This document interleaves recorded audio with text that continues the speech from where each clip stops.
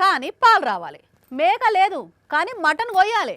వరి లేదు కానీ బియ్యం పండాలి. హాగో తిక్కనైంది పిల్ల నీకు. బర్ర లేకుండా పాలు ఎడికించి వస్తాయి, మేక లేకుండా మటన్ ఎడికించి వస్తుంది. ఏదో వార్తలు చదవమన్నందుకు ఇష్టం వచ్చినట్టు చదువుతున్నావని నా మీద గుస చేకురులా. సైసు గీ వార్త పురాగా చూసినాక నాతో మాట్లాడుర్రి. నీళ్లు లేక పొలం ఎండిపోతుంటే ట్యాంకర్లలో నీళ్లు తెచ్చిపోసినట్టే పోస్తున్నారా ఇడ? అయితే ఇవి మీరు అనుకుంటున్నట్టు నీళ్లు కాదు, పాలు.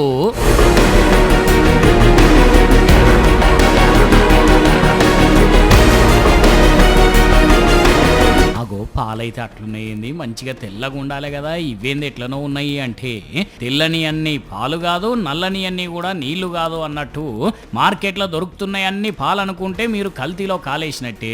ఎందుకంటే బర్రె లేకుండానే కెమికల్స్ తోనే పాలు తయారు చేస్తున్నారు చాలా జాగల్లా. అట్లాంటివి ఈ పాలు కూడా. ఉత్తరప్రదేశ్ రాష్ట్రం ఆగ్రాలో, జార్ఖండ్ లో ఉన్న రామ్గఢ్ లో ఈ కెమికల్ పాల దందా జోరుగా నడుస్తున్నదట. ముచ్చట తెలుసుకొని ఫుడ్ సేఫ్టీ ఆఫీసర్లు డైరీల మీద దాడి చేస్తే 30,000 లీటర్ల కెమికల్ పాలు, 300 క్వింటల్ల కల్తీ నెయ్యి దొరికిందట.